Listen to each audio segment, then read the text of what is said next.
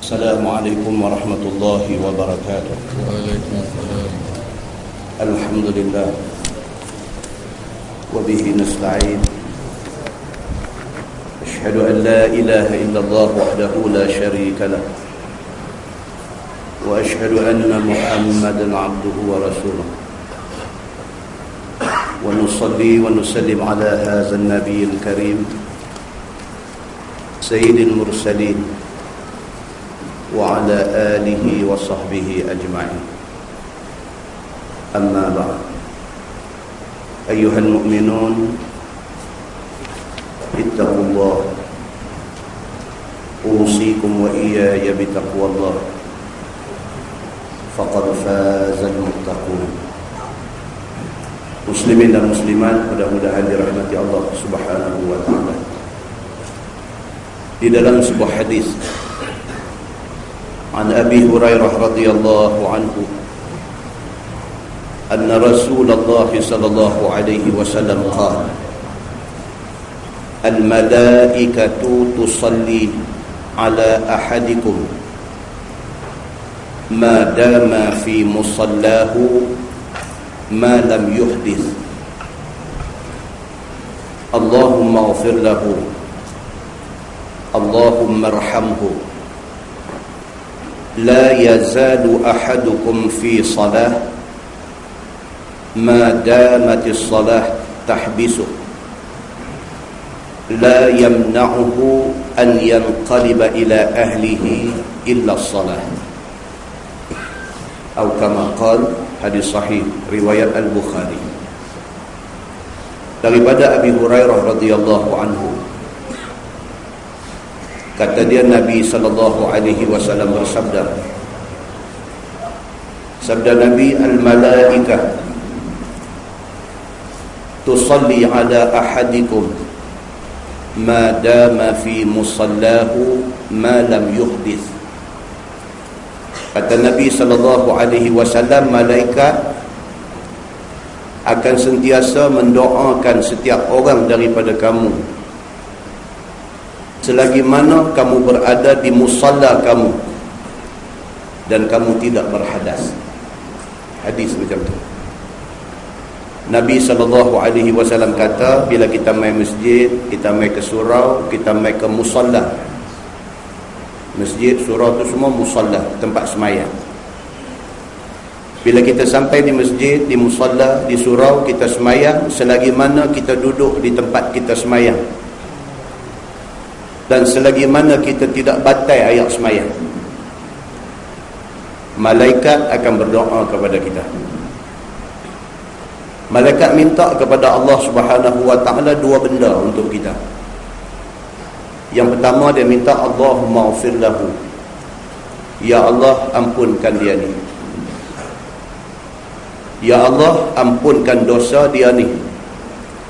Yang mai semayang, yang lepas semayang dia duduk di tempat semayang dia, selagi mana dia duduk, dia tak bangkit daripada tempat semayang itu, maka selagi itu malaikat doa kepada Allah, Allahumma ighfir lahu, ya Allah ampunkan dosa dia ni. Allahumma arhamhu, malaikat minta kepada Allah Subhanahu wa taala, ya Allah kesian ke dia ni, minta supaya Allah kesian ke kita ni. La yazalu ahadukum fi salah. Ini yang kedua pula. Yang kedua, Nabi sallallahu alaihi wasallam kata, seseorang itu dianggap sembahyang walaupun dia dah habis, dah bagi salam, dah apa semua, dia masih dianggap macam orang sembahyang. Madamatis salah tahbisu, selagi mana dia duk tunggu nak sembahyang pula sat lagi. Macam keadaan kita lah ni, kita mai sembahyang maghrib, lepas sembahyang maghrib nak tunggu Isyak. Sambil duk tunggu nak sembahyang Isyak, kita dengar kuliah. Kita duk tunggu daripada maghrib, nak tunggu sat lagi nak sembahyang Isyak tu, selagi mana kita duk tunggu kerana nak sembahyang Isyak, la yazalu ahadukum fi salah. Nabi kata dia dianggap sembahyang. Ni kita ni masih lagi macam orang duk sembahyang, pahala duk main macam tu. la yamna'uhu an yanqaliba ila ahlihi illa salah. Tidak ada benda yang menghalang kita daripada balik ke rumah melainkan kerana nak sembahyang. Ni yang kita lepas maghrib ni kita tak balik ni. Kita tak balik ni kerana apa? Kerana nak dengar kuliah, kerana nak sembahyang Isyak. Selagi mana kita dalam keadaan yang macam tu, kita macam orang duk sembahyang. Hadis itu hadis sahih riwayat Al-Bukhari. Muslimin dan muslimat yang dirahmati Allah sekalian, ada orang salah faham hadis ni. Bila dia baca bahagian pertama tadi, dia kata al-malaikah tusalli ala ahadikum ma dama fi musallahu ma lam yuhdis. Malaikat mendoakan kepada orang yang duduk di tempat sembahyang dia, selagi mana dia tak berhadas, malaikat doa ke dia. Dia salah faham. Dia pergi habaq apa? Dia pergi habaq kata kita bila bagi salam, Assalamualaikum warahmatullahi, Assalamualaikum warahmatullahi. Kita kena tetap duduk dalam keadaan tawarruk, dalam keadaan tahiyat akhir tu. Dia pergi faham dulu tu. Dia kata kalau ubah kedudukan daripada tahiyat akhir, bersilah habis, tak dapat dah doa malaikat. Bukan itu maksud dia. Maksud hadis ni dia kata apa? Al-malaikatu tusalli ala ahadikum ma dama fi musallahu. Selagi mana dia ada di tempat sembahyang dia, bukan selagi mana dia duduk tawarruk. Dia ubah posisi dia daripada duduk tahiyat akhir, bila dah habis bagi salam dia duduk bersila. Dia masih di musalla dia. Dia masih mendapat doa malaikat. Allahumma ighfir lahu warhamhu. Ya Allah, ampunlah dia ni, ya Allah, kesianlah ke dia ni. Maka orang yang faham macam hak silap tadi, dia lepas-lepas bagi salam duduk tahiyat akhir tu, tak bergerak, tak apa, kebah kaki ke apa ke, dia duduk lagu tu. Pasal apa? Pasal nak bagi malaikat doa ke dia. Dia silap di dalam memahami hadis ini. Hadis, tuan-tuan, kadang-kadang kita tak boleh faham, melainkan kita kena merujuk kepada syarah dia. Kalau Sahih Al-Bukhari, kita kena rujuk di dalam Fathul Bari. Kalau Sahih Muslim, kena rujuk di dalam syarah Sahih Muslim Lin Nawawi yang ditulis oleh Imam Nawawi. Barulah kita nampak apa maksud sebenar hadis Nabi SAW. Di dalam sebuah hadis lain, hadis sahih riwayat Imam Ad-Darimi, dia kata an Abi Hurairah radhiyallahu anhu qala Rasulullah sallallahu alaihi wasallam la tazalul malaikatu tusalli 'alal 'abdi ma dama fi musallahu. Sama macam tadi. Allazi yusalli fihi ma lam yaqum aw yuhdith. Lebih clear lagi. Taqul Allahumma ighfir lahu, Allahumma arhamhu. Hadis ni clear sikit daripada hadis tadi. Kata dia, Nabi SAW bersabda, Nabi kata, sentiasalah malaikat itu mendoakan seseorang manusia selagi mana dia di tempat sembahyangnya. Allazi yusalli fihi, tempat sembahyang yang dia sembahyang tadi. Ma lam yaqum au yuhdis, selagi mana dia tak bangkit daripada tempat itu, ataupun selagi mana dia tidak berhadas, maka selagi itu dia mendapat doa malaikat. Selagi mana dia tak bangkit pergi, dia ubah daripada tahiyat akhir kepada duduk sila dan sebagainya, dia masih lagi mendapat doa malaikat. Malaikat doa kepada Allah Subhanahu wa taala, Allahumma ighfir lahu, Allahumma arhamhu. Ya Allah, ampunkan dosa dia ni. Kalau dia ada dosa, kesiankan dia. Kalau sekiranya dia ada buat salah silap, kesiankan dia. Di dalam sebuah hadis lain riwayat daripada Abi Hurairah radhiyallahu anhu, anin Nabi sallallahu alaihi wasallam qala, inna lillahi tabaraka wa ta'ala malaikatan sayyaratan fudlah yabtaghuna majalis adh-dhikr fa idza wajadu majlisan fihi dhikra qa'adu ma'ahum wa haffa ba'dhum ba'dha bi ajnihatihim hatta yamla'u ma bainahum wa bainas sama'i dunya fa idza tafarraqu 'araju wa sa'idu ila as-sama'. Qala an-nabi sallallahu alaihi wasallam fa yas'aluhumullahu 'azza wa jalla wa huwa a'lamu bihim. Min aina ji'tum? Fayaqulun ji'na min 'indi 'ibadin laka fil ardi yusabbihunak wa yukabbirunak wa yuhallilunak wa yahmadunak wa yas'alunak. Qala Allah, wa madza yas'aluni? Qalu yas'alunaka jannatak. Qala Allah, wa hal ra'aw jannati? Qalu la ay ra. Qala Allah, fa kaifa law ra'aw jannati? Qalu wa yastajirunak. Qala Allah, wa mimman yastajiruni? Qalu min narika ya Rabb. Qala Allah, wa hal ra'aw nari? Qalu la. Qala fa kaifa law ra'aw nari? Qalu wa yastaghfirunak. Qala an-nabi sallallahu alaihi wasallam, fayaqulu Allah, qad ghafartu lahum.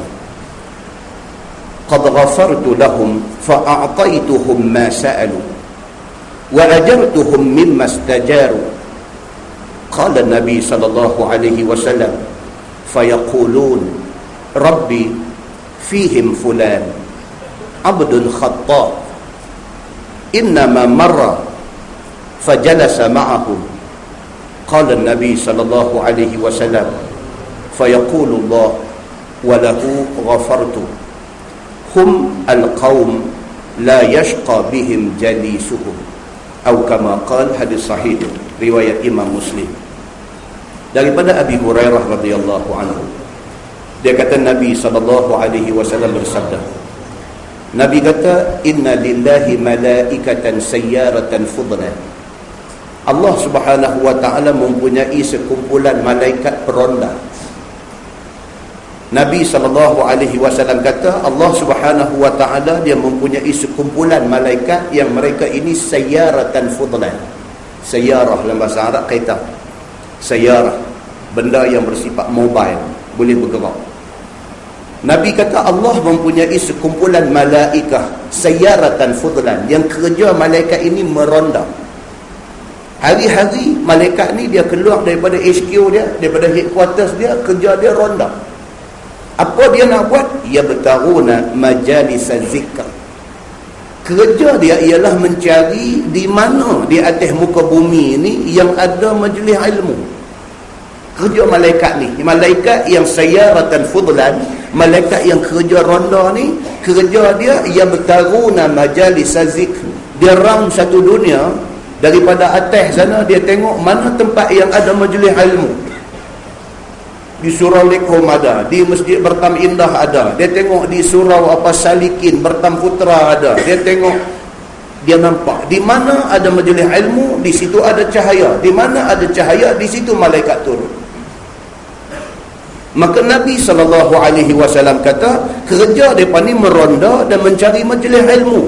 Fa idza wajadu majlisan fihi zikr, apabila mereka jumpa tempat yang ada majlis ilmu ni, mereka landing. Malaikat akan turun di tempat yang ada majlis ilmu ni.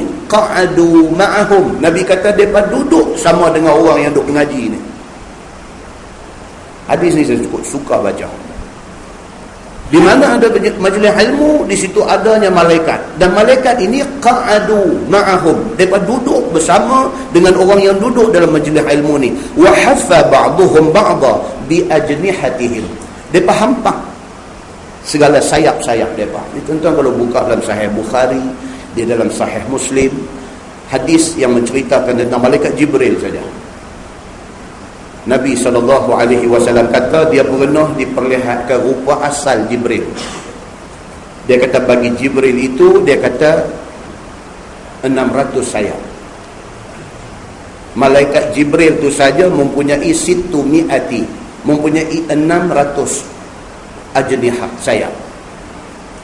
Malaikat-malaikat turun dalam majlis yang kita duduk-duduk lah ni, yang kita duduk-duduk pada malam ni. Malaikat turun mai, dia duduk sama dengan kita dan dia menghampakkan segala sayap-sayap dia. Dalam syarah hadis dia kata apa? Sebagai satu respect, sebagai satu ikram, sebagai satu tanda hormat dia kepada orang yang mengaji ilmu. Yang kata yang Nabi SAW secara spesifik disebut, kata malaikat ini wahaffa ba'duhum ba'da ajnihatahum, dia menghamparkan sayap. Nabi tak habaq pun tak apa, tapi Nabi sebut benda ni. Pasal apa? Sebut bukan sebarang sebut. Sebut tu nak bagi tahu, kata malaikat respect kepada orang yang luangkan masa nak main dengar Quran dengan hadis ni. Malaikat suka, dia tunjuk suka dia dekat kita ni, seronok dia dekat kita ni, hormat dia dekat kita ni, sayang dia dekat kita ni, dengan dia letak sayap dia sebagai tanda hormat dia dekat kita, yang boleh spend masa untuk majlis macam ni. Bila majlis ilmu mana pun, di masjid mana pun, ustaz mana pun bercakap, yang pentingnya majlis itu majlis zikir. Zikir maksudnya apa? Majlis ingat. Ingat apa? Ingat Allah. Kita duduk ni, kita dengar Quran, kita dengar hadis Nabi, ingatan kita tak pergi ke lain, kita ingat Allah Subhanahu wa ta'ala. Majlis yang macam ni, kita mai, malaikat mai sama dengan kita, dia duduk dengan kita, dia hampak sayap dia sebagai tanda hormat kita. Bahkan Nabi SAW kata, hatta yamla'u ma bainahum wa bainas sama'id dunya. Ramai malaikat ni bersusun-susun daripada atas bumi ni sampai menyentuh langit dunia. Tuan-tuan, sekali lagi saya sebut, hadis ini adalah hadis sahih riwayat Imam Muslim. Bila sebut kata hadis sahih, kita tercakap banyak lah. Kedudukan dia kedua lepas Quran, itu aja. Dan dia berdiri hukum. Yang kata hadis sahih ni, dia berdiri hukum. Kalau hadis tu menyebut hukum, maka hukum itu boleh dihujah dengan dia. Kuatnya yang kata hadis sahih ni. Nabi SAW kata malaikat yang main ni bukan setakat main 4-5 orang. Malaikat yang main ni, dia main duduk ni hatta yamla'u, sampai penuh ni tempat dia duduk ni, penuh dia ni ma bainahum wa bainas sama'id dunya. Dua ada sama dengan kita di atas lantai ni, susun sampai sentuh langit dunia. Ramainya mereka hadir di dalam majlis ini. Kata Nabi SAW, fa iza tafarraqu, apabila majlis ilmu itu bubar, 9 suku 9 setengah lagi majlis habis insya-Allah. Bila habis aja majlis ni, araju wasaidu ila sama. Malaikat yang mai, yang attend, yang duduk sama dengan kita ni, depa ni berpisah, wasaidu ila sama, semua balik ke headquarters untuk bagi report kepada Allah Subhanahu wa ta'ala. Ni ada dengan kita ni, dia duduk dengar ni, saya duduk abang ni, dia duduk dengar. Dia kawan dia duduk abang saya kita.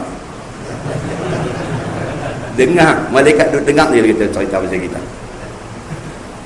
Bila habis majlis bubar, araju wasaidu ila sama, pakat balik mereka menghadap Allah Subhanahu wa ta'ala. Qala Nabi SAW, Nabi kata, bila habis majlis, dia balik menghadap Allah. Sabda Nabi SAW, dia kata, fayas'aluhumullahu azza wa jal wa huwa a'lamu bihim.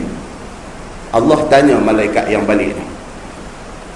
Bila sampai di depan Allah, Allah Subhanahu wa ta'ala tanya malaikat ni, wa huwa a'lamu bihim, sedangkan Allah maha mengetahui. Dia tak tanya apa, dia tahu dah, tapi Allah tanya. Ini formality yang diamalkan oleh Allah Subhanahu wa ta'ala. Tuan-tuan, Allah tak payah buat padang mahsyar. Dia tahu dah kita orang baik, orang jahat, kita berdosa, kita buat pahala, kita atas dunia ni macam mana, hak terang, hak tersembunyi, semua Tuhan tahu. Maknanya kalau Allah tidak adakan mahsyar untuk dibicarakan manusia, Allah boleh dah hukum kita ni. Tapi Allah buat juga mahsyar. Dia buat juga hisab di padang mahsyar.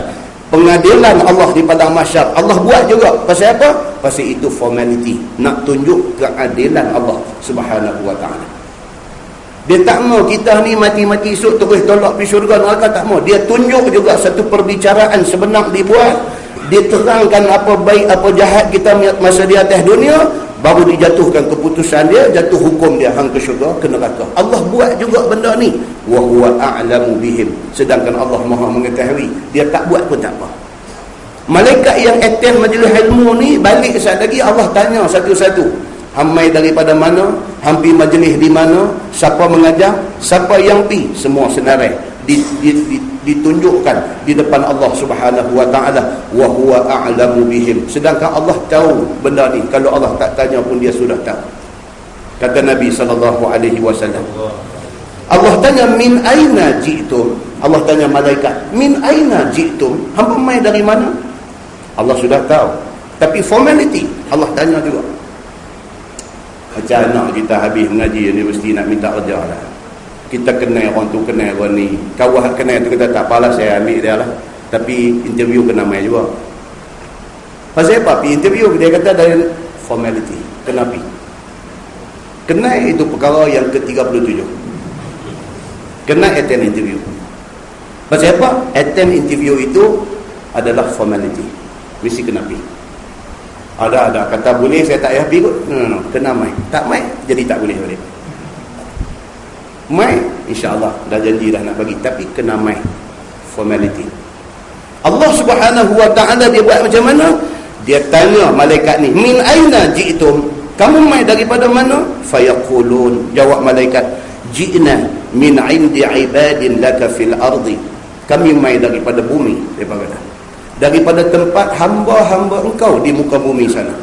Yusabbihunak, report sudah keluar. Malaikat kata yusabbihunak, kami mai daripada tempat yang hamba-hamba engkau bertasbih memuji engkau. Report sudah bagi dekat Tuhan. Wa yukabbirunak, kami mai daripada tempat hamba-hamba engkau bertakbir membesarkan engkau. Kami mai wa yuhallilunak, kami mai daripada tempat yang hamba-hamba engkau bertahlil. La ilaha illallah, tidak ada Tuhan melainkan Allah di atas muka bumi. Kami mai daripada majlis itu ke sini. Wa yuhammidunak, kami mai daripada majlis yang mereka itu bertahmid memuji engkau. Wa yas'alunak, kami mai daripada majlis yang mereka itu minta doa, minta sesuatu kepada engkau. Malaikat bagi report detail. Mereka ni tadi masa kami turun di, mereka bertasbih, mereka bertakbir, mereka bertahlil, mereka bertahmid, dan mereka berdoa minta sesuatu kepada engkau. Tuhan dengar. Qala Allah berfirman, wa maza yas'aluni? Tuhan tahu dah, tapi Tuhan tanya, wa maza yas'aluni? Mereka minta apa dekat aku? Tuhan tanya malaikat, ni yang turun di tadi, mereka ada minta sesuatu dekat Tuhan. Apa yang mereka minta dekat aku? Qalu, jawab malaikat, yas'alunaka jannatak. Mereka minta syurga engkau ya Allah. Yang mereka main masjid semayang, yang mereka main duduk bersila kebah kaki duduk mengaji, yang mereka tunggu nak semayang pula saat lagi, mereka main ni tak ada lain. Mereka nak keredaan engkau, mereka nak syurga engkau. Allah Subhanahu wa ta'ala kata dekat malaikat, wa hal ra'au jannati? Allah kata dekat malaikat awak, depa pernah tengok ke syurga aku yang depa duk minta tu? Depa duk minta ya Allah, minta syurga ni, depa pernah tengok ke syurga aku yang depa duk minta syurga ni? Qalu la ayra. Malaikat kata dah, depa belum tengok lagi syurga engkau macam mana. Qala Allah, Tuhan kata apa? Fa kaifa law ra'au jannati? Allah kata, syurga aku tak pernah tengok pun mereka duk minta. Macam mana agaknya mereka kalau mereka pernah tengok syurga? Tuhan kata, cara tak pernah tengok tu duk minta, ya Allah duk minta syurga ni, minta. Tuhan kata, hal ra'au jannati? Pernahkah mereka tengok? Mereka kata tak. Fa kaifa law ra'au jannati? Tuhan kata, agak-agak macam mana mereka ni kalau aku tunjuk sekali syurga aku macam mana mereka nanti geluk nak masuk syurga. Kita orang tengok syurga, baca dalam Quran, baca dalam hadis, syurga tajri min tahtihal anhar, anak sungai duk lalu di bawah syurga, itu saja. Nabi SAW pun sampai infinity dalam nak terang syurga ni, infinity tak boleh terang. Nabi kata syurga ni apa dia? Ma la ainun ra'at wala uzunun sami'at wala khatara fi qalbi bashar. Itu infinity. Nabi kata syurga ni lagu ni aja. Nabi kata aku nak abad kat hampa, mata hampa tak nak tengok, telinga hampa tak nak dengar, hati hampa tak nak teringat. Syurga, apa yang hampa nampak, apa hampa biasa dengar, apa yang hampa ingat, itu bukan syurga. Syurga jauh lebih baik daripada tu. Infinity. Tak boleh nak apa. Tidak ada word, tidak ada perkataan yang boleh nak cerita syurga tu macam mana secara tepat. Tak boleh. Infinity. Macam tu punya cantik, punya seronok, punya nikmat yang ada dalam syurga ni, siapa masuk tahu. Nabi SAW cerita sifat-sifat syurga, cerita sifat-sifat neraka. Tapi Nabi kata hak betul punya, aku tak boleh cerita. Allah Subhanahu Wa Taala kata cara tak pernah tengok syurga pun depa duk minta syurga. Macam mana kalau depa pernah tengok syurga tu? Qalu, malaikat kata lagi, wa yastajirunak, ya Allah, mereka minta berlindung dengan engkau. Allah Subhanahu Wa Taala kata wa mimman yastajiruni, depa minta berlindung dengan aku daripada apa? Qalu, jawab malaikat, min narika ya Rabb. Malaikat kata dia minta berlindung daripada neraka engkau ya Allah.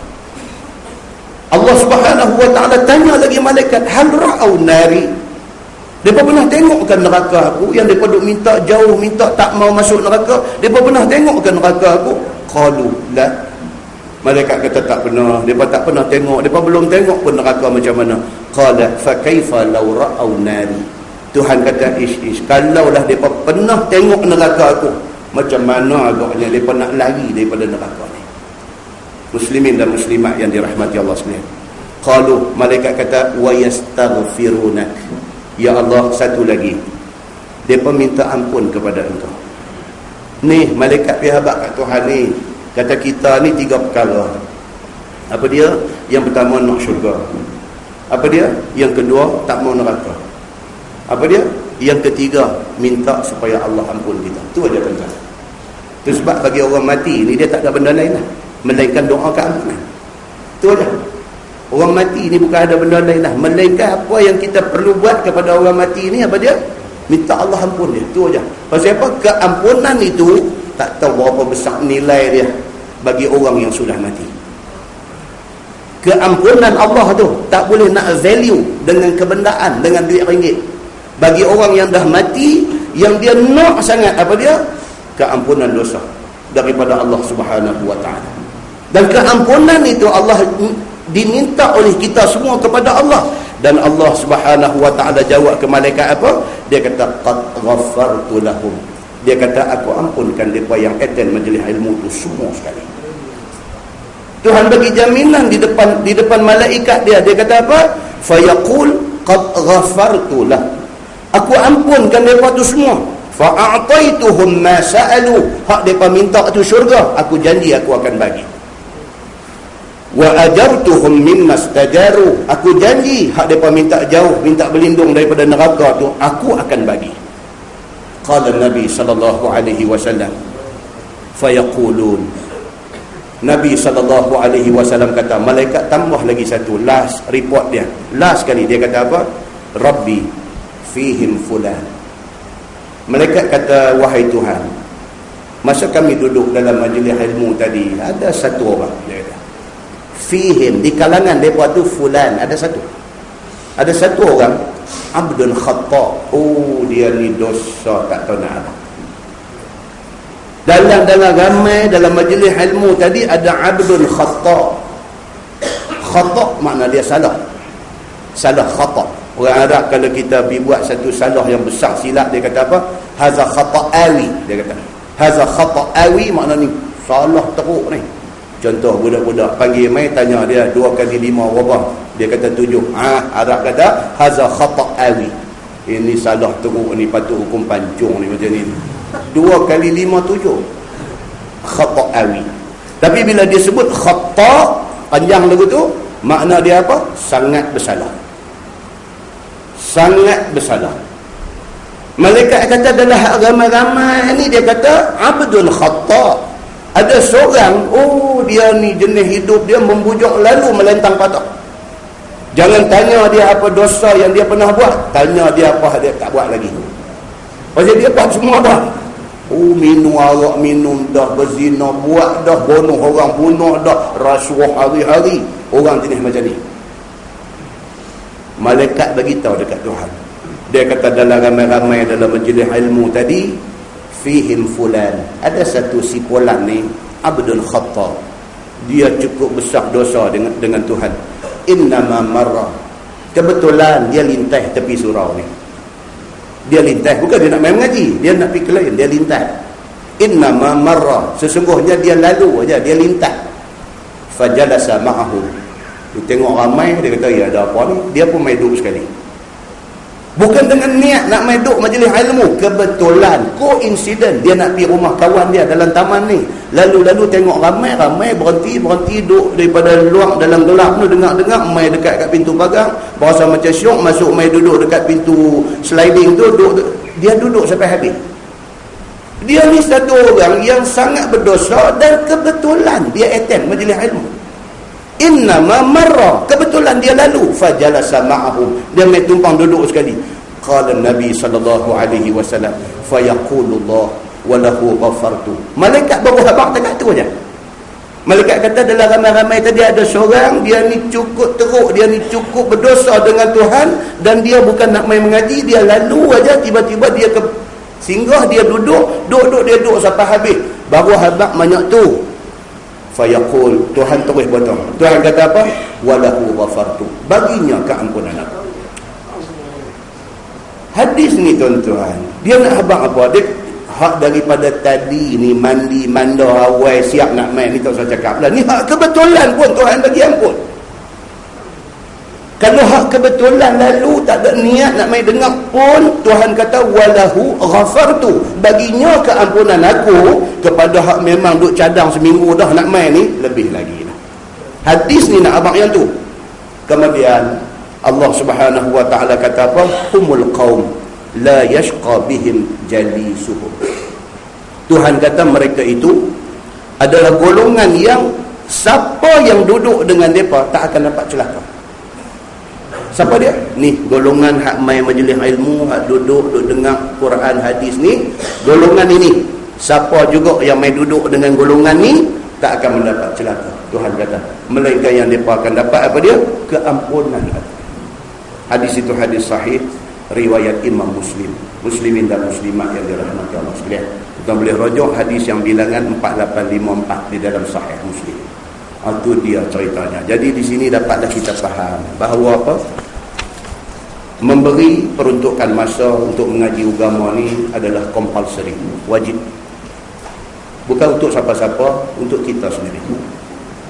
Kita akan jadi manusia yang menyesal di akhirat esok kalau kita tak duduk dalam majlis ini.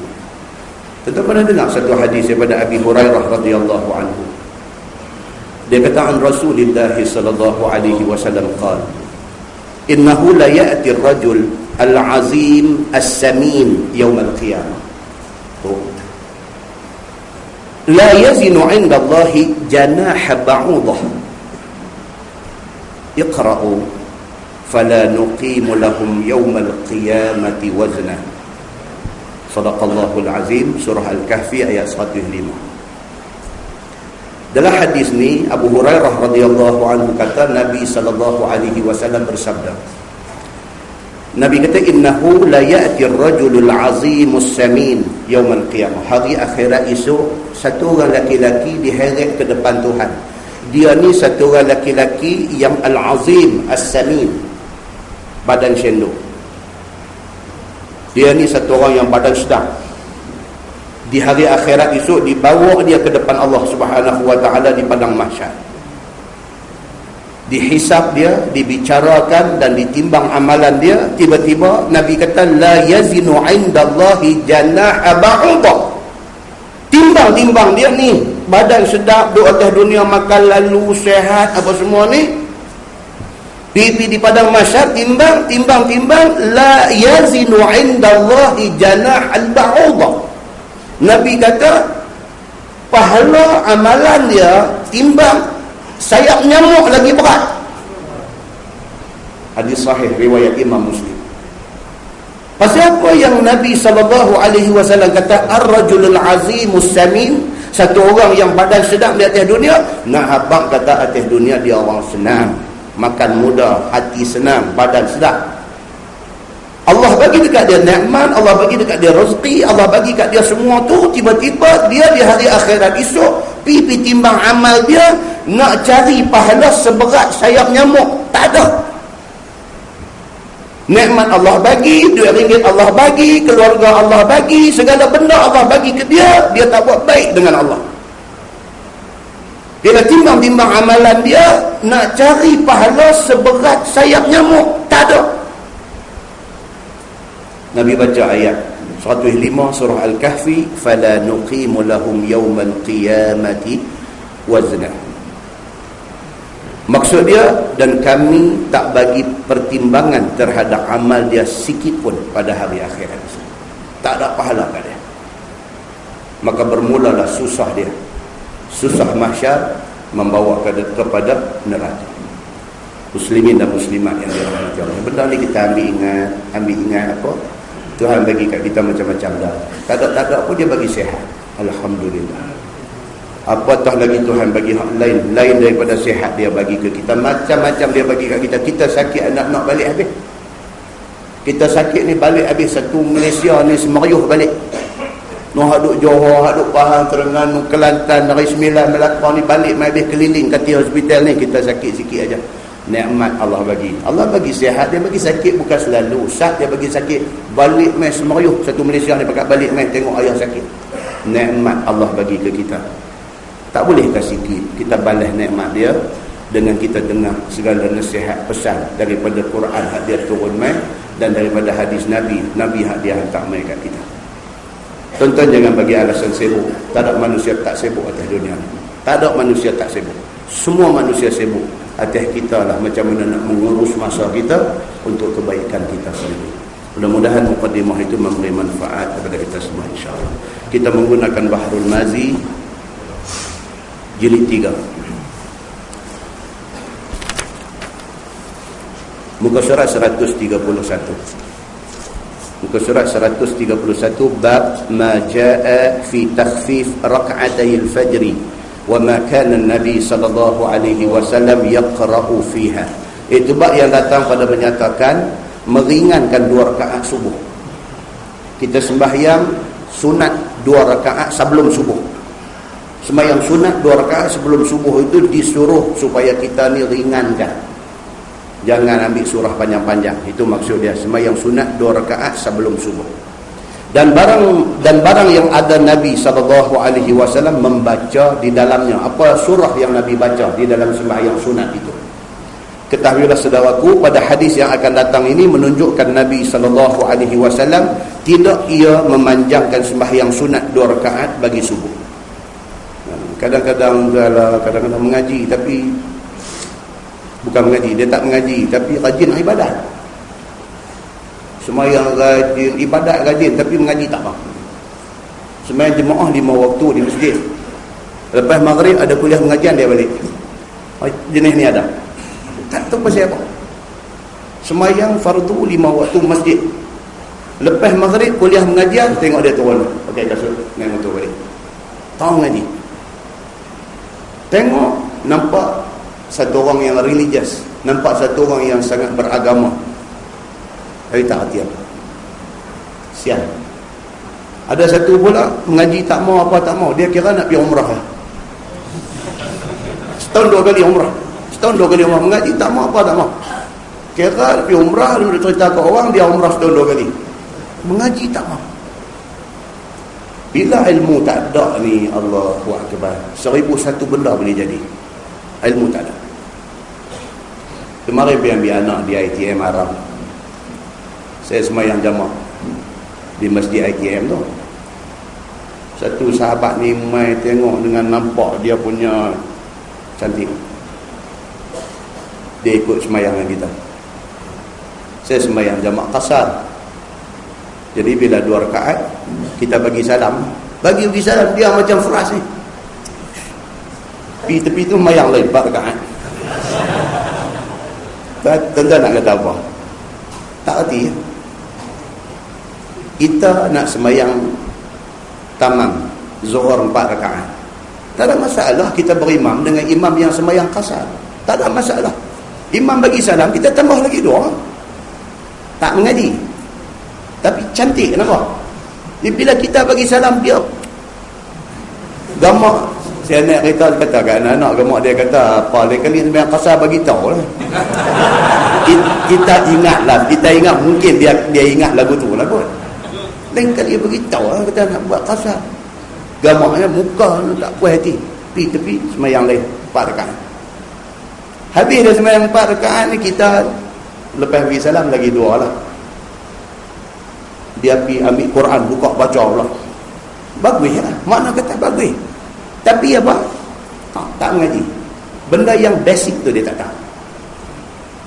Nak cerita, katakan anak, ini dia antara jenis manusia dalam dunia. Dia antara jenis manusia nak beribadat, tapi ilmu tak mau mengaji, tak mau cari. Kita tak mau jadi macam tu, tuan-tuan. Kita nak kita buat apa pun, kita boleh justify yang kita buat tu pasal apa. Pasal apa aku buat macam ni? Tajuk yang akan datang, tuan-tuan, kita akan jumpa yang kata semayang witir apa ni. Tuan-tuan, kita nak puasa tak apa hari tu.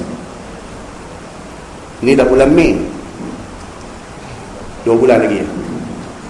2 bulan lagi ya. Ini dah bulan Mei. Jun, Julai, 1 Ogos sama dengan 1 Ramadan, insya-Allah. 1 Ogos sama dengan 1 Ramadan. Maknanya apa? 2 bulan lagi. Kita dah nak puasa dah.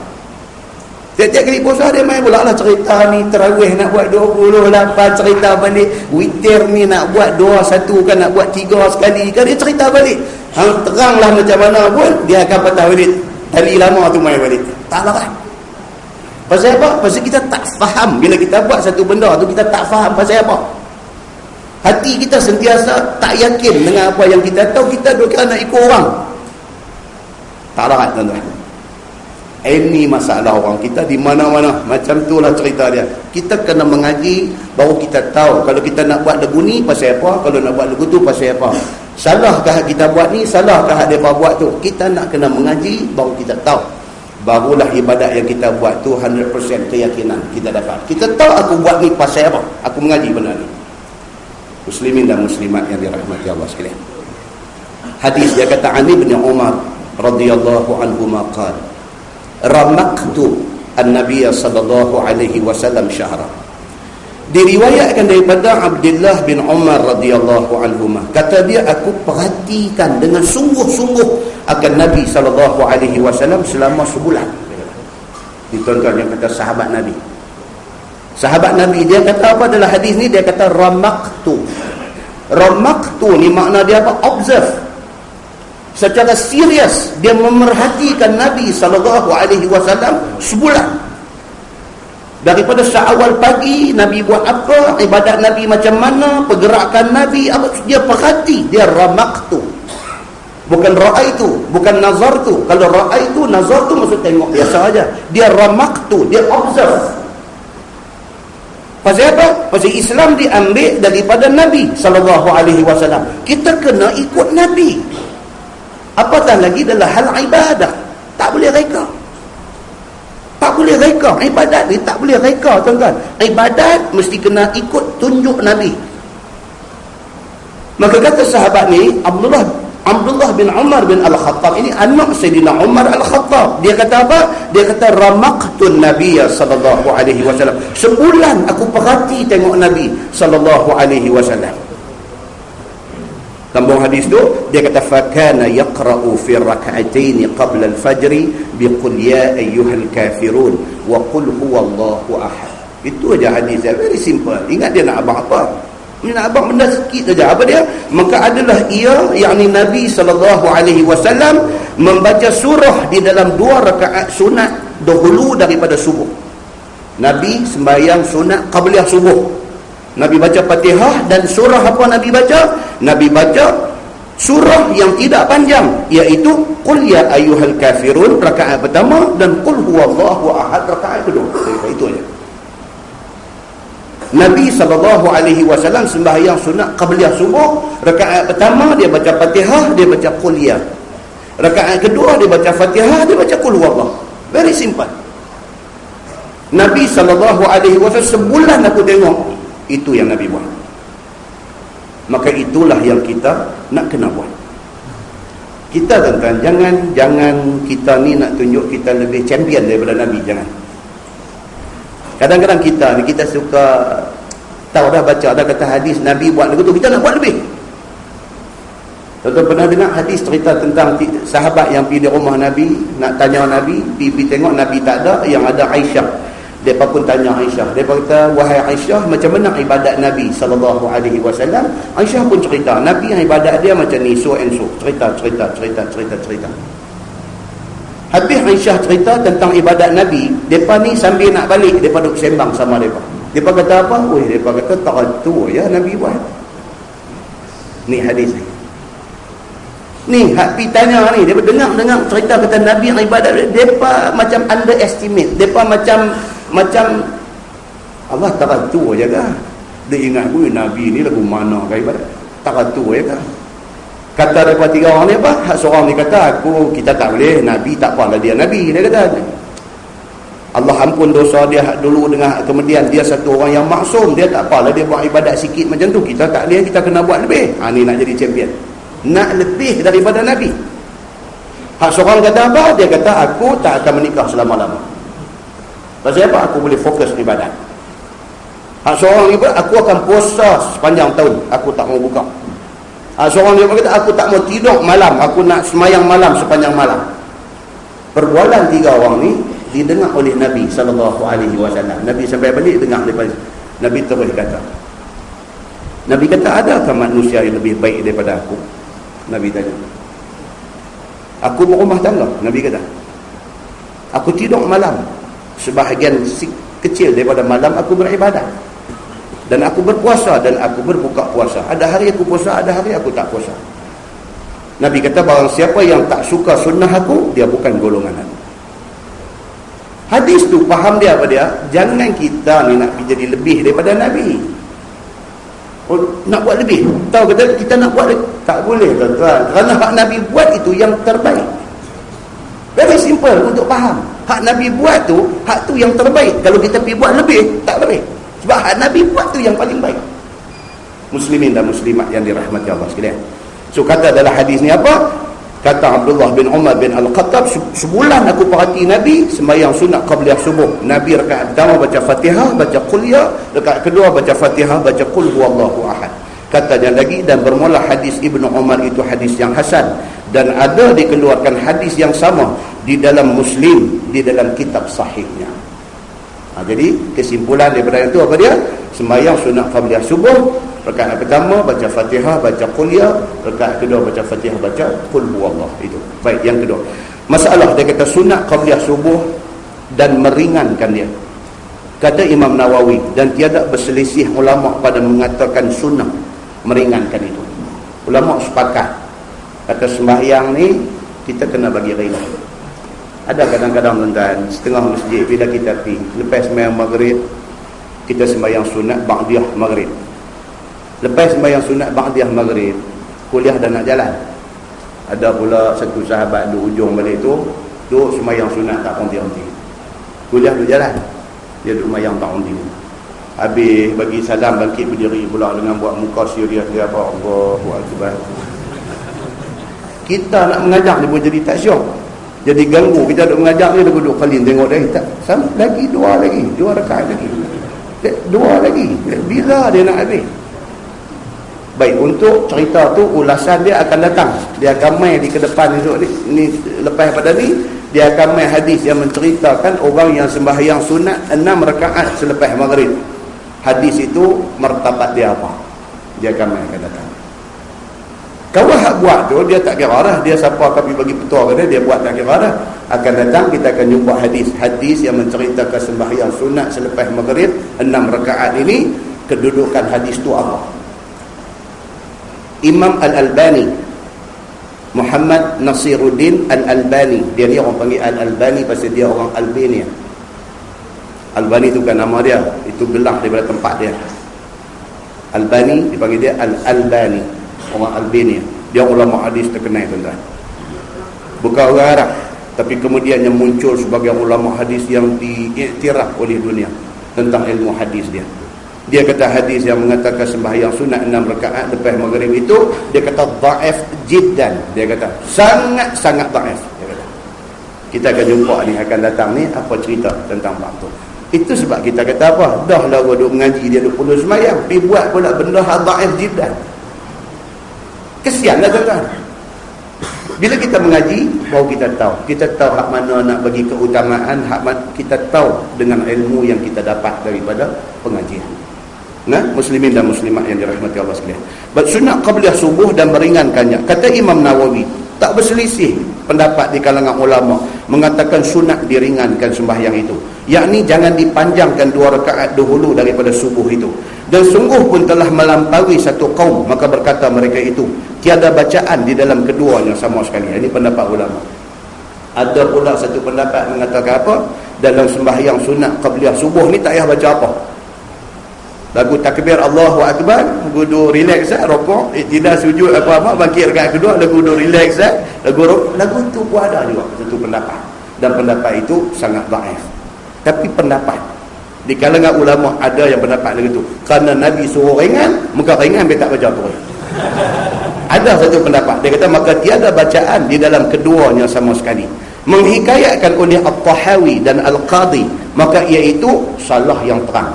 Dia kata itu pendapat Khata'awi. Salah cukup teruk yang tu. Dia kata mana boleh tak baca apa langsung. Kerana sesungguhnya telah sabit di dalam beberapa hadis yang sahihah yang menyebutkan akan dia oleh Imam Muslim dan oleh Imam At-Tirmizi akan bahawasanya Nabi SAW membaca di dalam 2 rakaat sunat qabliyah subuh itu, yakni kemudian daripada Fatihahnya. Hadis terang kata bukan sahaja baca surah, Fatihah tu lebih lagi kena baca. Sampai tak baca langsung mana boleh. Fatihah mesti kena baca. Hadis Nabi kata apa? Man lam yaqra bi Fatihatil kitab fahuwa khidaj. Nabi kata bahawa siapa yang tidak baca Fatihah di dalam sembahyang dia cacat, cedera, tak boleh pakai. Fatihah itu kena baca. Cuma berbeza di kalangan ulama mazhab dari segi sembahyang berimam dengan imam yang baca kuat. Adakah makmum pada ketika itu disuruh baca Fatihah ataupun tidak? Itu khilaf. Itu khilaf. Tapi tang sembahyang seorang ni, Fatihah itu kalau tinggal tidak sah sembahyang itu. Nah, muslimin dan muslimat yang dirahmati Allah sekalian. Maka diketahui daripada segala hadis, iaitulah salah orang yang mengatakan tidak baca sama sekali pada 2 rakaat sunat qabliyah subuh itu. Itu memang salah. Baik, muka sebelah dia kata masalah sunat qabliyah subuh adakah dibaca surah di dalamnya? Tu ulang, tak payah ulang, kita turun bawah. Tajuk baru bab ma jaa la salata ba'da tulu'il fajri illa rak'atain. Ini pula dia kata apa? Bab yang datang pada menyatakan tiada sembahyang kemudian daripada terbit fajar melainkan 2 rakaat qabliyah subuh. Bila kita pergi masjid nak sembahyang subuh, bila dah terbit fajar masuk dah waktu subuh, tak ada sembahyang lain lah dia kata, melainkan yang ada hanyalah sunat qabliyah subuh sahaja. Dia kata itu tajuk dia. Ketahuilah saudaraku, hadis yang akan datang ini menunjukkan tiada sembahyang sunat kemudian daripada terbit fajar itu melainkan 2 rakaat sunat qabliyah fajar juga. Maka hadis itu dikeluarkan oleh Imam At-Tirmizi. Kata dia, Ani bin Umar anna Rasulullah sallallahu alaihi wasallam qala la salata ba'da al-fajr illa sajdatain. Dia kata itu hadisnya. Diriwayatkan daripada Ibni Umar, daripada Ibni Umar radhiyallahu anhuma, bahawa Nabi sallallahu alaihi wasallam bersabda, tidak ada sembahyang sunat selepas daripada terbit fajar melainkan 2 rakaat qabliyah subuh. Itu hadisnya. Kata Ibnu Umar, dan bermula makna ini hadis ialah sabda Nabi SAW, tidak ada sembahyang kemudian daripada terbit fajar itu melainkan 2 rakaat sahaja, iaitu sunat fajar ataupun sunat qabliyah subuh. Dan pada bab ini ada riwayat daripada Abdullah bin Amru dan Hafsah, dan bermula hadis itu hadis gharib. Gharib maksudnya di antara hadis dhaif, tak kuat hadis ni. Baik, masalah dia kata sunat sembahyang kemudian daripada fajar 2 rakaat. Kata Imam At-Tirmizi, dan ialah yakni barang yang tersebut di dalam masalah itu barang yang muwafaqah atasnya oleh ahlul ilmi. Makruh mereka itu bahawa sembahyang seseorang kemudian daripada terbit fajar melainkan 2 rakaat qabliyah subuh. Ulama, walaupun hadis itu hadis yang dhaif, gharib dan da'if, ulama kata seelok-eloknya untuk ada semayang lain lah. Pasal apa tuan-tuan? Apa hikmah dia? Pasal subuh ni waktu dia pendek. Kalau masa tu lah kita nak rejam masuk macam-macam semayang, saat lagi dia lagi sayuk semayang subuh kita. Memandangkan subuh itu waktunya singkat, jangan isi banyak-banyak, memadai dengan sunat qabliyah subuh 2 rakaat. Sehari dia main ni budak cerdik, dia tanya dulu kan, semayang lain daripada sunat qabliyah subuh. Orang tanya, ustaz tahiyat masjid macam mana? Ini dia akan main bawah ni.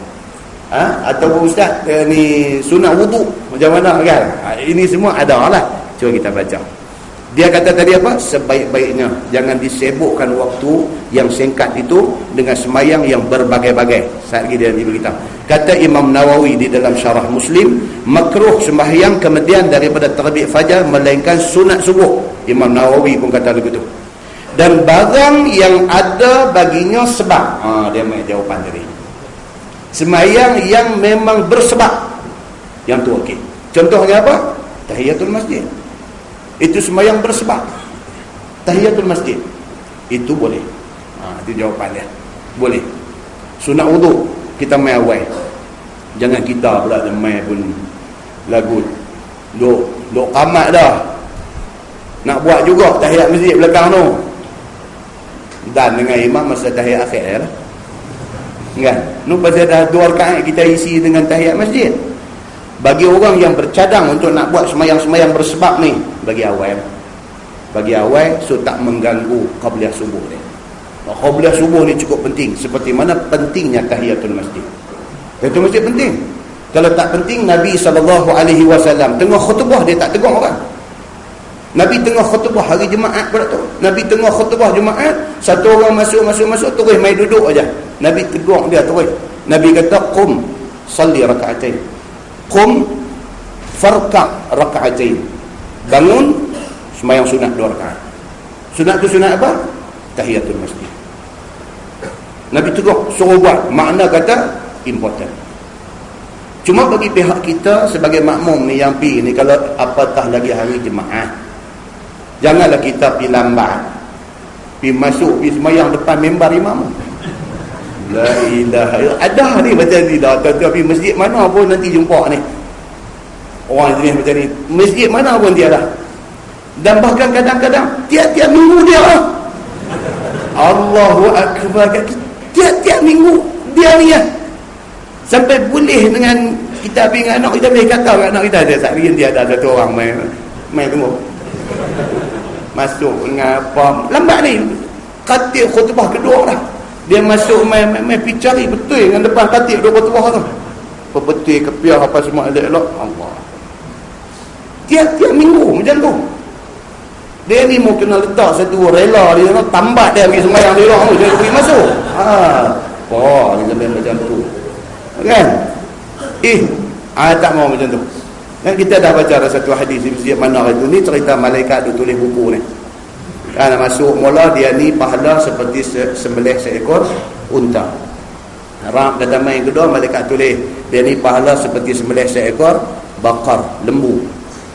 Dia ni masuk kumpulan yang ketiga, pahala seperti orang yang sembelih kambing. Tengok sampai last sekali kan telur ayam. Telur ayam bukan kosong tak, pahala telur ayam, sedekah telur ayam. Ada lagi, ada lagi. Keluar ke imam, naik atas mimbar, Assalamualaikum warahmatullahi. Dia pun dalam kata tutup buku, dia pun bersila nak dengar dia apa khatib nak kata hari ni. Hak mai duduk semayang depan mimbar tu, tungkat tu mai bagi atas kepala. Lambat buat cara lambat lah. Jangan kacau orang, duduk belakang kan? Longkah depan mimbar, dia pergi bubuh 2 rakaat kan? Nabi SAW tegur. So jawapannya tadi apa dia? Bagi orang yang masuk masjid ni tetap ada kepada dia beberapa sembahyang yang bersebab, dan yang itu tidak dilarang. Dan bagi ashab kita Syafi'i pada masalah ini ada 3 wajah. Dari tadi pendapat Imam Syafi'i. Yang pertama, seperti yang tersebut itu, dan menakalkan dia oleh Al-Qadhi daripada Malik dan Jumhur, macam kata tadi lah, semayang sunat qabliyah subuh sahaja, lain tak ada. Itu pendapat pertama Imam Syafi'i. Yang kedua, tiada masuk makruh sehinggalah sembahyang akan sunat subuh. Dia kata selagi mana kita tak buat sembahyang sunat qabliyah subuh, kita bolehlah sembahyang apa-apa pun sebelum daripada tu. Itu pendapat Imam Syafi'i yang kedua. Dia kata boleh. Yang ketiga, tiada masuk makruh sehingga sembahyang dia akan fardu subuh. Ada juga pendapat Imam Syafi'i. Selagi tak sembahyang subuh, isilah masa yang ada tu dengan sembahyang sunat apa pun. Macam kita pergi di Madinah, di Makkah, Masjid Nabawi, Masjidil Haram, depa masa tu depa bagi panjang. Time. Pasal apa dia ambil kira ni hak mai daripada satu dunia ni. Hak Malaysia, Indonesia, hak mai daripada Eritrea, hak mai daripada satu dunia yang mai ni, belajar dia ribu-ribu, nuh duduk hotel nak jalan mai pun sepenat nasi nak mai dan sebagainya. Jadi dia lepas azan nak boleh ke sembahyang subuh tu dia bagi time yang cukup panjang. Bagi orang yang duduk hotel dekat sampai awal daripada duduk saja, dia isilah. Kalau dia nak sembahyang apa pun dia isi. Sebab dia tahu menjadi kebiasaan di situ sembahyang pukul berapa. Time tu dia manfaatkanlah dengan sembahyang sunat, tahiyatul masjid, dia sembahyang apa yang dia boleh buat, sembahyang yang ada sabit daripada hadis Nabi SAW, masya-Allah dia boleh buat. Dia kata. Baik. Tuan-tuan tengok sebelah bab ma jaa fil kalam ba'da rak'atayil fajri. Itu bab yang datang pada menyatakan bercakap kemudian daripada 2 rakaat sunat subuh. Boleh tak boleh? Kita kita sembahyang dah tahiyatul masjid 2 rakaat, lepas itu kita sembahyang sunat qabliyah subuh dah 2 rakaat. Bersembang lepas daripada tu sementara nak tunggu qamat nak sembahyang. Boleh tak boleh bercakap tu dia kata. Ketahuilah saudaraku, telah menunjuk hadis yang akan datang ini akan makruh berkata-kata selepas sembahyang 2 rakaat subuh. Dia kata lepas dah sembahyang sunat 2 rakaat subuh tu, hadis nak main ni dia kata kalau boleh tak usah sembang, melainkan zikir ataupun barang yang tak dapat tidur, melainkan penting kena bercakap. Saja-saja nak sembang tak usah. Maka hadisnya dikeluarkan oleh Imam At-Tirmizi. Kata dia an Aisyah radhiyallahu anha qalat kana Nabi sallallahu alaihi wasallam idza shalla rak'atayil fajri fa in kanat lahu ilayya hajah kallamani.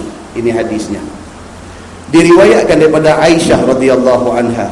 Kata dia adalah Nabi sallallahu alaihi wasallam apabila sembahyang dia akan 2 rakaat qabliyah subuh.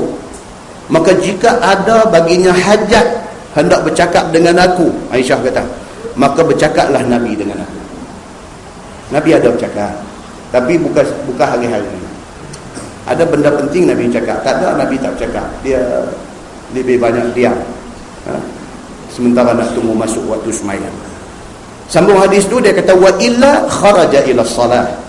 Dan jika tidak ada hajat untuk nak berkata-kata, nak bercakap dengan aku, maka keluarlah Nabi SAW ke masjid untuk sembahyang subuh berjemaah dengan segala sahabatnya. Tajuk yang akan datang tuan-tuan, dia akan cerita satu bab saja. Cerita pasal apa? Sembahyang sunat ni seberapa boleh di rumah. Ni tajuk akan datang. Seberapa boleh rumah kita tu hidupkan dia dengan sembahyang sunat. Nabi of course senang pasal rumah dia berkembang. Raudhah tu masjid, makam Nabi itu rumah dia. Jadi Nabi memang sembahyang sunat di rumah. Qabliyah pun di rumah, saat lagi ba'diyah pun dia balik buat di rumah. Nabi memang buat di rumah. Nabi pesan bila lagi jangan biar rumah jadi macam kubur. Sampai tak ada ibadat di dalam rumah tu. Sampai tak ada cahaya dalam rumah tu. Jadi rumah ni jadikan tempat sembahyang sunat. Macam kes kita ni rumah jauh, kita main mengaji pun tempat jauh, so kita sembahyang siap-siap qabliyah, ba'diyah apa semua kita sembahyang di sini. Kalau kita nak sembahyang qabliyah dulu di Tanjung tu, nak main kuliah maghrib sini, cerita apa lagu tu kan. Ataupun kita habis dah sembahyang isya apa semua, nak balik buat ba'diyah di rumah. Tak ada dah. Tak ada dah satu. Tak ada orang kata dia kata ustaz saya abang dia kata saya qabliyah ba'diyah ni, dia kata saya kalau sembahyang masjid saya buat. Kalau dia rumah ni nak buat qabliyah, nak buat ba'diyah, dia aduh dia kata kau jadi tak boleh buat dia lah. Dia yang tu yang patut kena buat di rumah. Tak boleh buat dia lah. Dia tak pasal apa tak boleh, tak tu dia tak larang nak buat. Tak ada kekuatan. Entah kita habis kuliah kita doa kan. Allahumma arinal haqqa haqqan warzuqna ittiba'ah. Ini maksud dia. Allahumma arinal haqqa haqqan. Ya Allah, tunjukkanlah kepada kami ini hak, kebenaran itu sebagai benda benar. Warzuqna ittiba'ah, bagi kami kekuatan untuk nak buat benda benar. wa arinal batila batilan, ya Allah tunjukkanlah kepada kami benda batil, benda dosa, benda tak baik itu sebagai benda tak baik. Warzuqna jitinabah, bagi kami kekuatan untuk tak mau buat benda tu. Satu, nak bagi kita kenal hak baik dengan hak tak baik, kena kenal. Pasal ada orang tak kenal baik dengan tak baik, dia tak kenal. Kita minta Tuhan tolong kita, bagi kita kenal hak baik, kita kenal baik, hak tak baik kita kenal tak baik. Itu baru satu. Yang kedua, minta kekuatan. Kita tahu kata semayang witir ini baik, itu tahu. Kekuatan nak buat, yang tu kena minta lain pula. Tanya hantar ni qabliyah subuh ni berapa besar pahala dia, tu duduk dengar ni betul lebih baik daripada dunia dan isinya. Wih besar. Hantarlah, tak tahu hang buat kan. Hantu masalah ya. Tak boleh buat, pasal tak ada kekuatan. Nak buat tu tak boleh. Nak buat puasa sunat hari Senin, hari Khamis kan, nak buat ambil seminggu sekali sudah, ambil sebulan sehari sudah, ambil hari Khamis sehari. Nak buat puasa sunat kan. Tahu tak kata pahala puasa sunat? Tahu kata tak boleh buat. Dah bukan kata tak buat, duk ingat nak buat, dalam pada duk ingat nak buat tu okey 12 pergi makan. Datang pada duk ingat nak buat tu. Nak buat ni hari ni nak buat, abang dah kat bini kita esok kita puasa, bini pun tahu okey 12 dia SMS bini dia kata sorry ya buka puasa dah. Kekuatan tu, kekuatan untuk nak puasa tu dia tak dapat. Kan?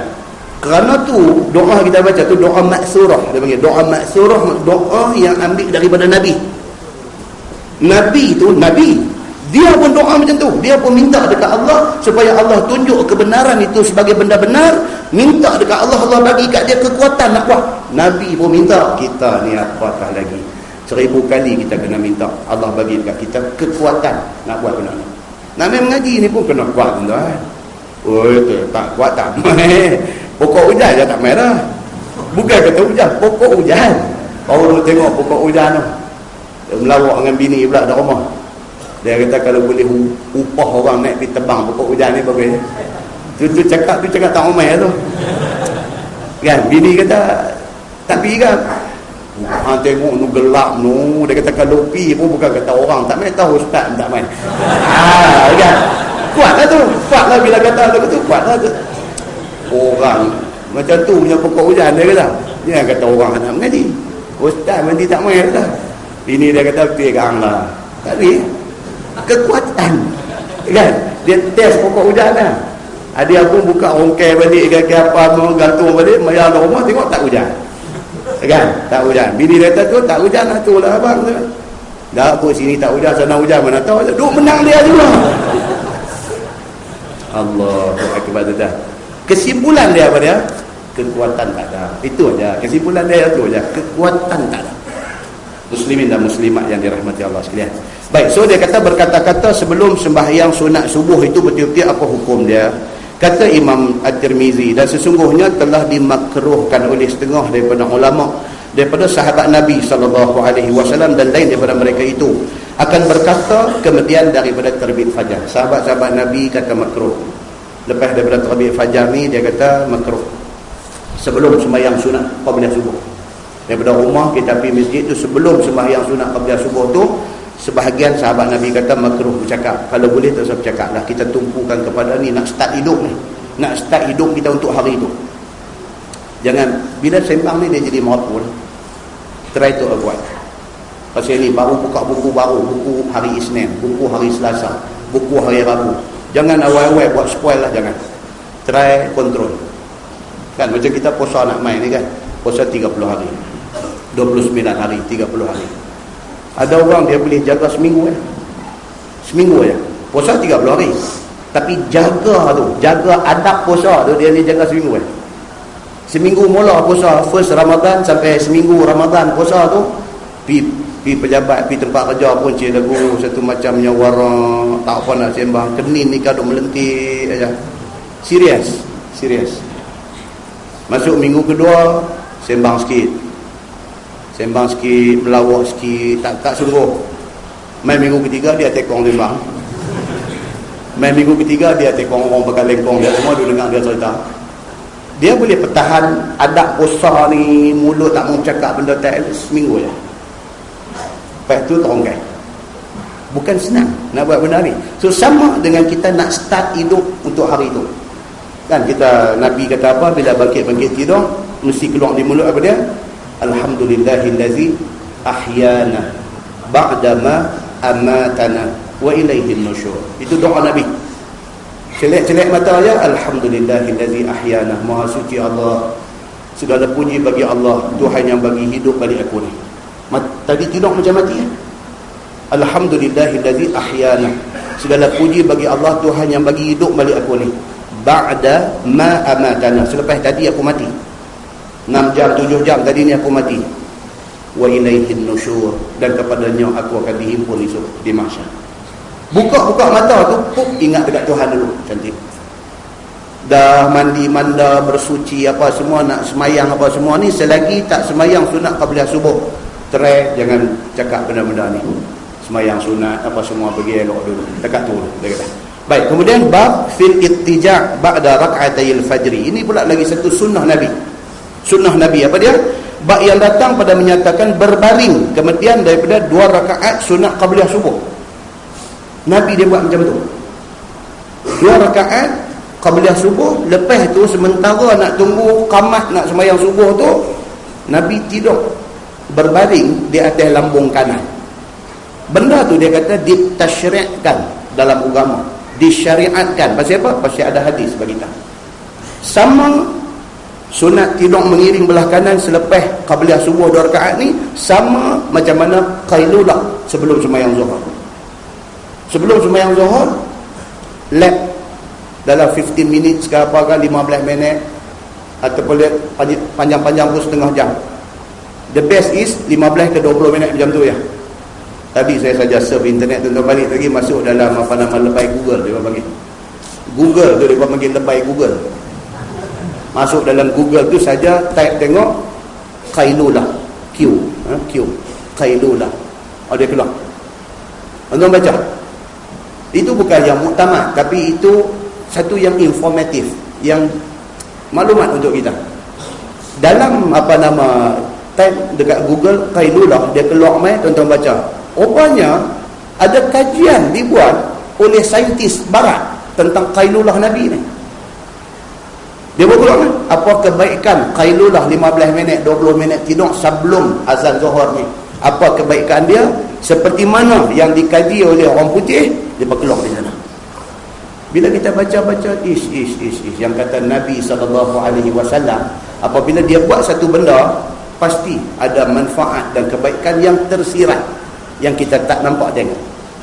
Muslimin dan muslimat yang dirahmati Allah sekalian, itu qailulah sama dengan yang ni. Lepas qabliyah subuh, dia kata saja mengiring belakang. Nanti kalau kita main masjid surau, bagus satu macam semua mengiring. Ni pun nampak satu pemandangan yang dari awal ni berkat jadi boleh. Rupanya pasal tengah hadis ni. Kan? Tapi nak abang kata ada hadis cerita macam tu. Bahkan hadis tentang qailulah Nabi ni very very clear and very strong. Rumah Anas bin Malik, rumah Ummu Sulaim, mak Anas bin Malik, rumah Ummu Sulaim ni depan mihrab Masjid Nabawi.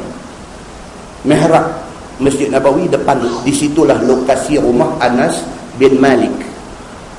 Menjadi kebiasaan Nabi daripada rumah dia, di makam dia lah ni, rumah dia nak mai sembahyang zuhur di masjid ni, dia keluar daripada rumah dia pergi arah depan mihrab masjid tu, rumah Anas bin Malik, rumah mak dia Ummu Sulaim ni, Nabi akan pergi qailulah di situ, 15-20 minit Nabi pergi tidur di situ.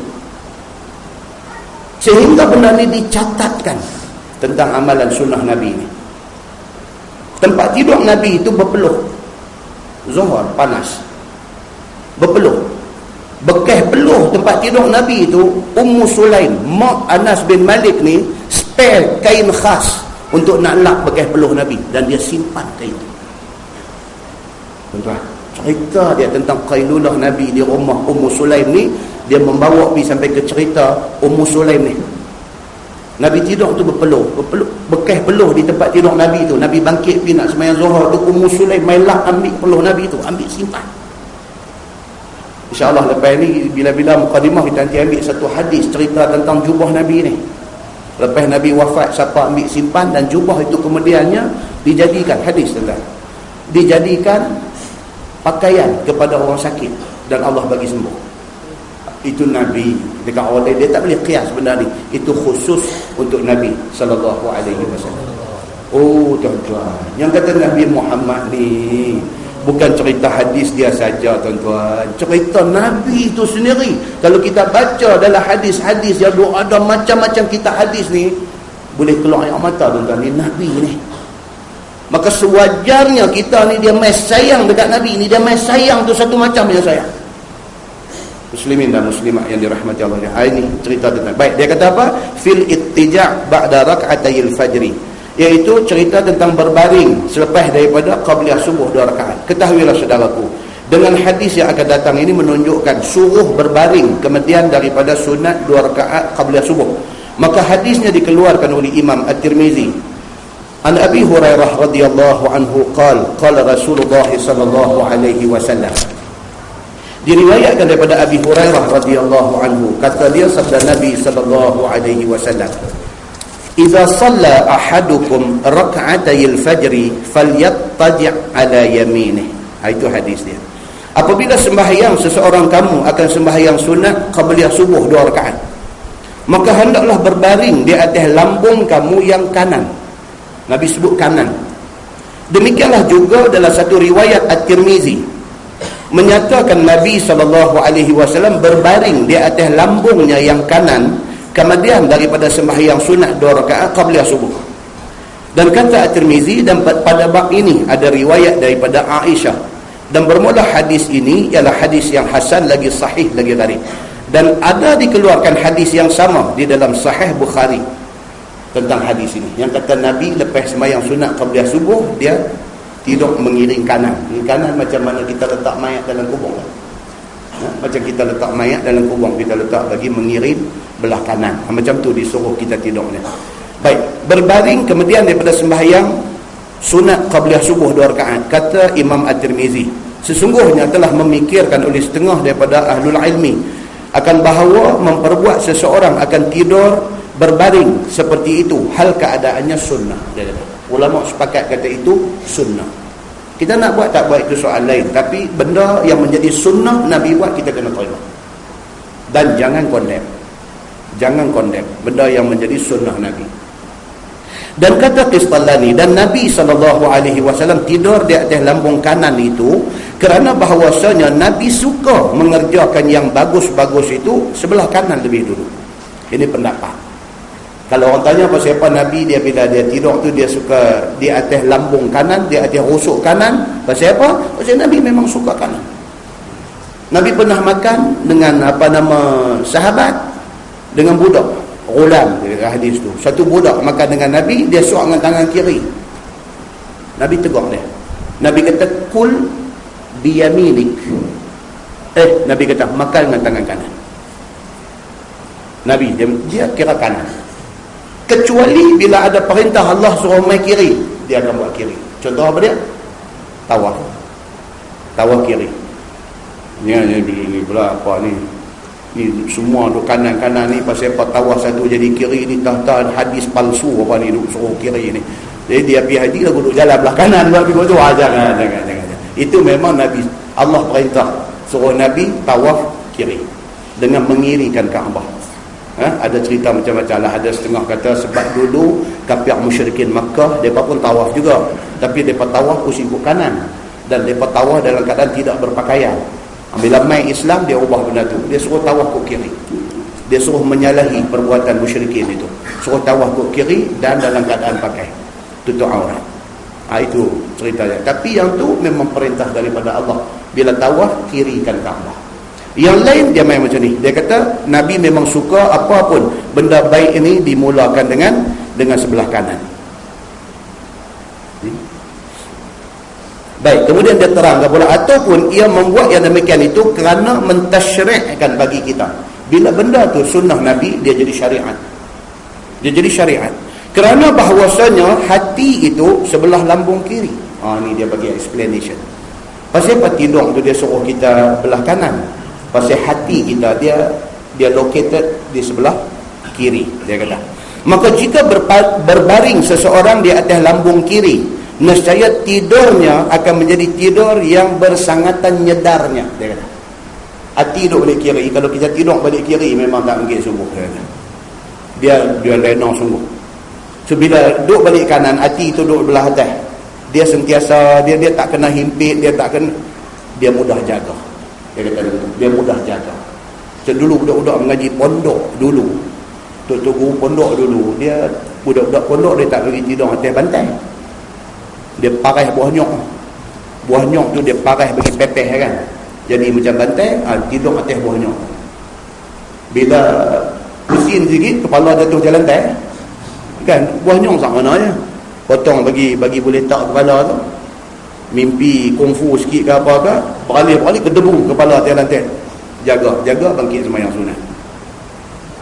Allah bagus punya bantai sebiji harga sampai 700 tuan-tuan lah ni. Bantai ni ya Allahu akbar, pi kedai yang duduk jual barang bagus-bagus ni, tengok bantai sebiji, tengok 700, kita panggil dia tanya, ni satu set ke tilam dengan bantai? Oh, dia kata bantai saja 700. Yang tu yang dia bantai kita betul tu. 700 bantai sebiji. Hati nak bangkit tahajud macam mana? Memang tak kan? Kita ni cari hak sedap dah nak sedap lagi kan? Ini dia cerita sini. Jadi dia kata biar tidur belah rusuk kanan supaya hati itu tak kena himpit, tidur kita taklah sampai tak sedang ke diri. Dia kata kerana yang demikian itu, tidur belah kiri itu lebih amat menyenangkan diri. Lena sungguh. Tak dia balik saya buat eksperimen kan? Malam ni tidur mengirim belah kiri, tengok dia macam mana kita punya tidur malam. Esok pula tidur mengirim belah kanan, tengok pula macam mana.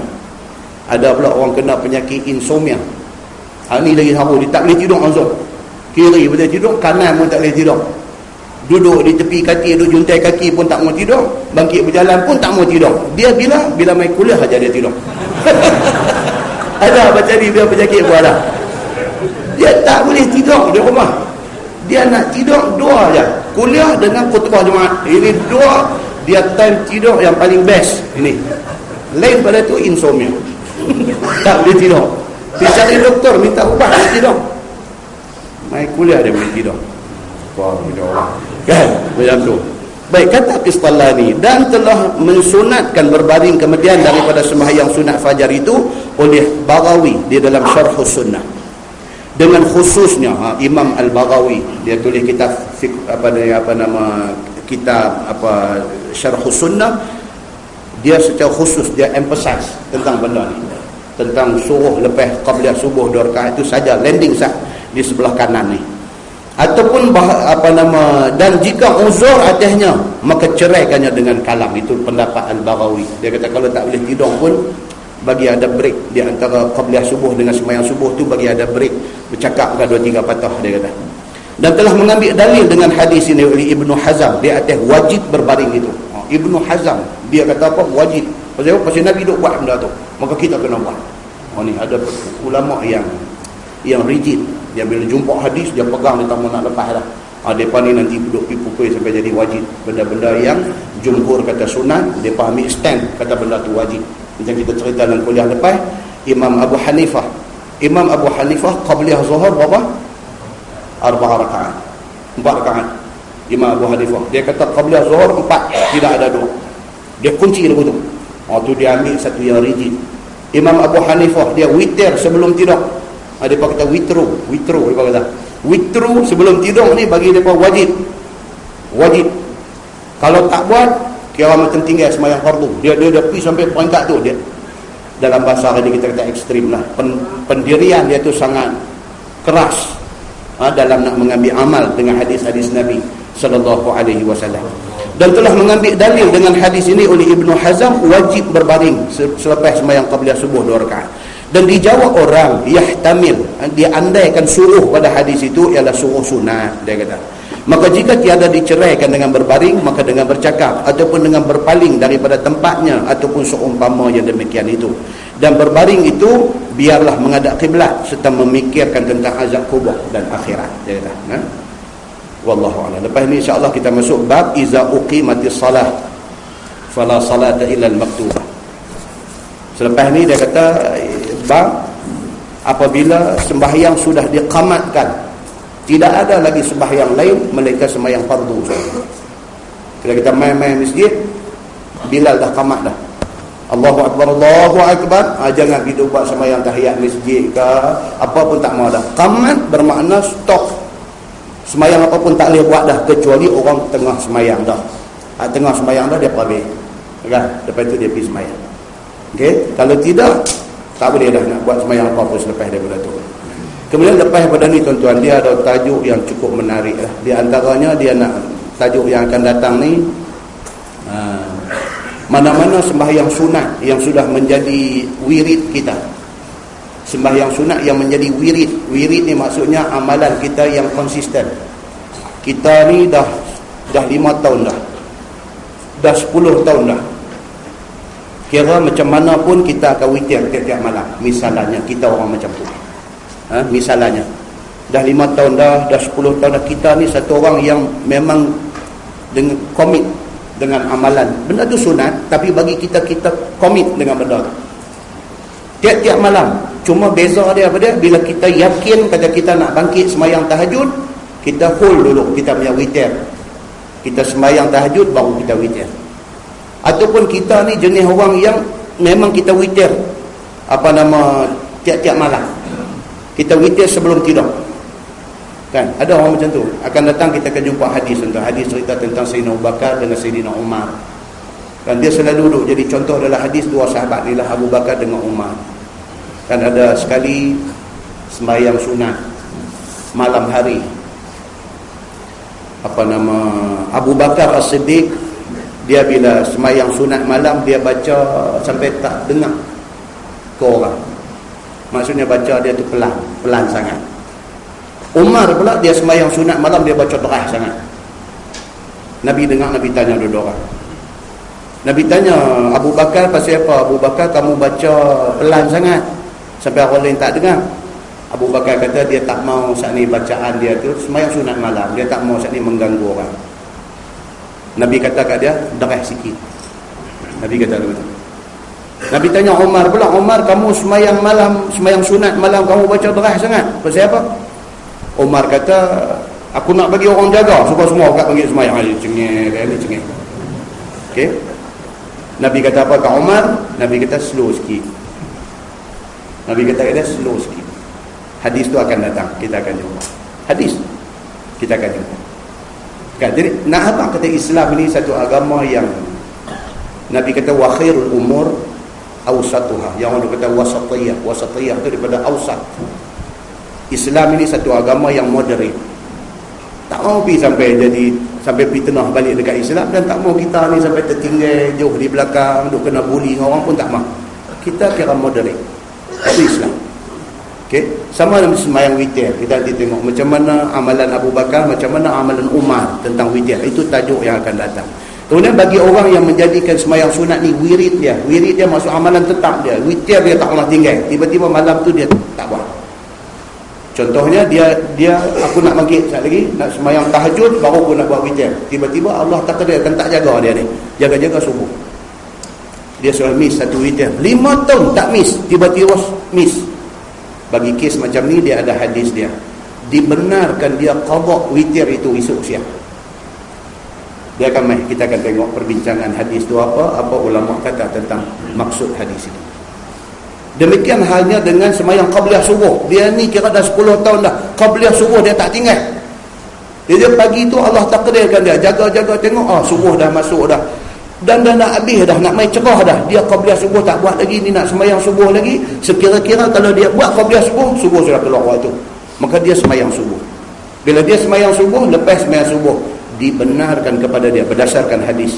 Dibenarkan kepada dia orang yang memang tak pernah tinggal sembahyang sunat ni untuk qada sunat qabliyah subuh itu. Cuma perbincangan ulama nak qada tu bila? Adakah immediately lepas sembahyang subuh dia qada qabliyah subuh, ataupun tunggu sampai habis waktu haram, sampai masuk waktu duha baru dia qada? Itu akan ada dalam perbincangan nanti. Ini tajuk yang akan datang. Kemudian dia akan hadis tentang jadikan rumah kita ni sebagai tempat salat sunat. Dia ada hadis dia. Kita akan tengok nanti insya-Allah. Kemudian dia tajuk Apakah kelebihan sembahyang malam? Apakah kelebihan sembahyang malam dan cara pelaksanaan dia? Baik, sembahyang tarawih bulan puasa ni boleh tak boleh? Kalau kita nak buat 4 rakaat 1 salam, ada perbincangan dia berdasarkan hadis isu ni. Hadis yang mai kata rakaatain summa rakaatain 2 rakaat itu satu hadis. Dia mai satu hadis cerita arba'an 4.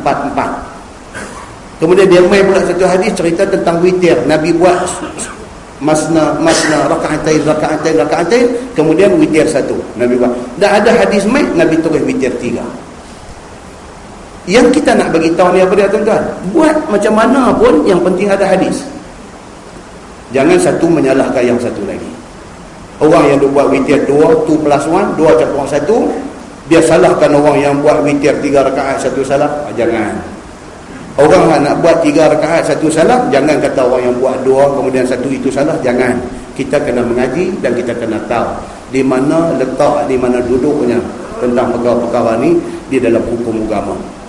Kemudian tiap-tiap malam akan mai hadis akan datang ni, tiap-tiap malam Nabi kata Allah dia turun mai.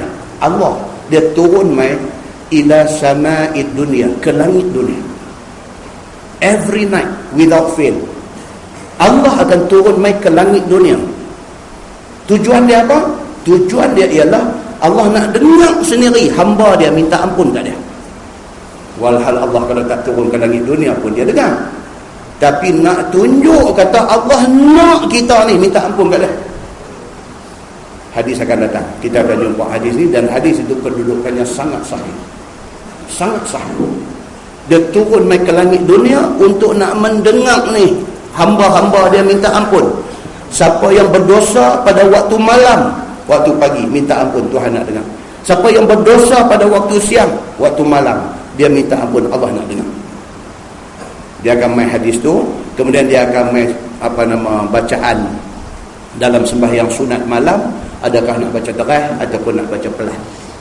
Dan orang tanya kan, dia kata ustaz nak tanya saya sajalah, itu kami duduk bincang di pejabat, tak ada keputusan apa dia tentang sembahyang witir ni. Okey, witir lagi kata. Apa hal dengan witir? Dah ada witir bulan puasa kita sembahyang berjemaah, imam baca teras. Dan lain daripada bulan puasa, macam kita duk buat witir di rumah, kita nak baca deras ke pelan? Dia ada begitu. Itu satu soalan. Satu soalan yang setengah orang duk fikir benda tu. Ada setengah orang dia tak fikir bila orang sebut semua, dia kata betul ke? Aku pernah teringat nak tanya. Ada bila duk dalam kelas pengajian ni, contoh-contoh yang kita bawa tu kadang-kadang berkenaan dengan kita, dia relevan dengan kita. Kita pernah satu masa terlintas benda tu, tak ada jawapan, dan ingat nak tanya, tak tanya. Bila main-main dalam kuliah, cantik yang ni yang kudu nak tanya tu ni. Jawapan sudah sampai. Ini untuk kebaikan kita. Apa dia? Ibadat bertepatan dengan sunnah Nabi sallallahu alaihi wasallam. Insya-Allah panjang umur kita akan tengok tajuk-tajuk yang seterusnya. Kita tangguh dengan tasbih kafarah dan surah Al-Nas.